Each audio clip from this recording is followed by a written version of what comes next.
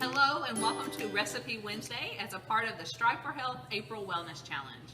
My name is Mary Ann Wright and I'm a 4-H area educator with Lincoln University Cooperative Extension. Helping us with today's recipe are two of our one-for-one participants. My name's Cortland. My name is Carrington. And today we are going to be making the recipe hand-mashed hummus. Now hummus is a great snack that is super popular right now, and we are going to make a homemade version that is really healthy, and it gives us a little bit of a workout because we are mashing this ourselves instead of using a food processor. So now we're going to go through our ingredient list. Carrington's going to tell us our first ingredient. 1 can of chickpeas, drained, rinsed, and then reserved the liquid. Next we have 1 tablespoon of tahini. and 1 clove of minced garlic. that's right. And then Cortland, what are our final ingredients? This is 1 tablespoon of olive oil, 1 tablespoon of lemon juice, half a teaspoon of salt, and a teaspoon of paprika. That's right. So there's not very many ingredients, and most of these are already available at your store. The only ingredient that's a little tricky to find will be the tahini. You might have to order this or find it at a big grocery store. Okay, when we look at our instruction list, our first instruction is to pour the chickpeas into a straight-sided container. And this is because we're going to be mashing this. So if we had a bowl that had a rounded edge, it would be really hard to get our potato masher in here. So we want to make sure that we have straight sides. So Carrington's going to pour our chickpeas in.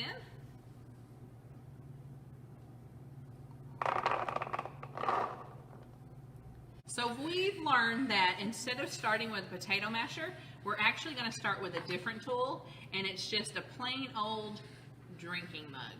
By smashing the chickpeas first with this, it gets it a head start. So Carrington's going to demonstrate how to start smashing those chickpeas.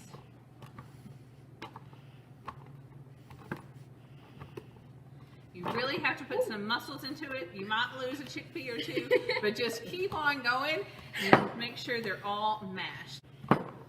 Now, if you have a food processor at home, feel free to use that, but we're trying it this way, and it's been a very interesting learning experience.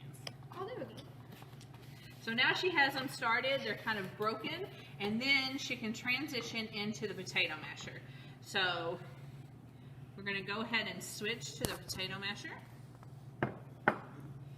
And she's going to keep mashing until those chickpeas are completely smooth.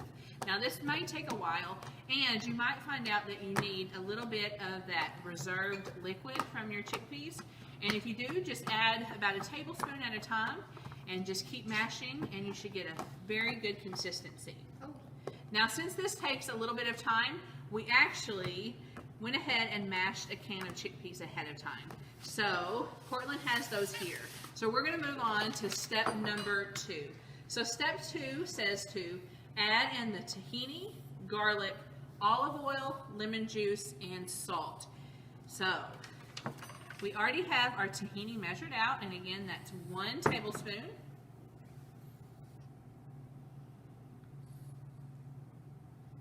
Then we have 1 clove of garlic that's been minced.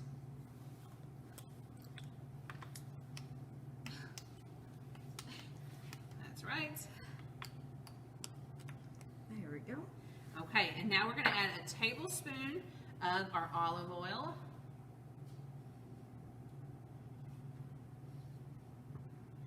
And then a tablespoon of lemon juice. Now if you have a fresh lemon, that's even better. That will taste even better in your recipe. So we'll add that there. Then for our salt, we only need a half a teaspoon of salt. So we're going to pour that.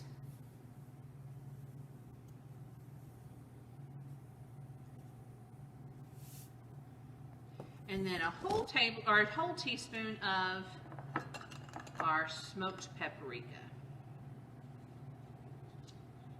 So I'm actually going to use 2 teaspoons of that, so it fits in there. And so then Cortland's going to go ahead and mix that all together. So she's just going to use a spoon or a spatula. I'm going to use the spatula and get it done quicker. She's going to mix until it's completely smooth. Okay, our next instruction is to go ahead and taste your hummus to see if you want to add any of these other ingredients a little bit extra. So you might decide you need a little bit more paprika or you need a little bit more salt. We decided that we like the recipe the way it is, so we're going to keep it that and move on to the next step, which is to spoon the mixture into a bowl or an airtight container. So we're using an airtight container here, so Portland's going to get that ready while I do one final mix of our hummus to make sure it's well blended. Sometimes if you're using a spatula, you can use kind of the rubber end that has a little bit of flexibility to really push those ingredients together. And you'll see it kind of changes the color of our hummus because of that paprika.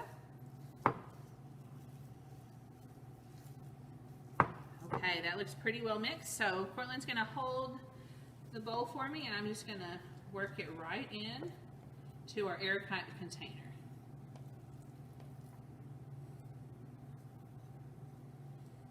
Now hummus's texture is sort of like a paste, so you'll work with it a little bit. And I'm going to pass this over to Carrington, and she's going to smooth out our hummus. We want it to be smooth on top, and the last step is to have a little extra olive oil on top and a little bit of paprika. And so that not only adds a look that's pretty, but it also adds a little bit extra flavor. So before we put that oil, I'm going to make a little groove just with a regular spoon around, so it's kind of like a well for our hummus. And so we're going to add a little bit of oil right on top, and just a dash of our paprika. Now the best part, it's time for us to taste our creation. So there's lots of different ways to eat hummus. Usually you see it with pita chips or crackers, but we suggest using a healthier option and some raw vegetables. So maybe some carrots, celery sticks, broccoli, whatever you like. Thank you so much for joining us today for our Recipe Wednesday and as part of our Strive for Health April Wellness Challenge. If you would like a copy of this recipe, you can find it on our Pemiscot County 4-H Facebook page or on our Strive for Health Google Drive. Thanks for joining us. Bye.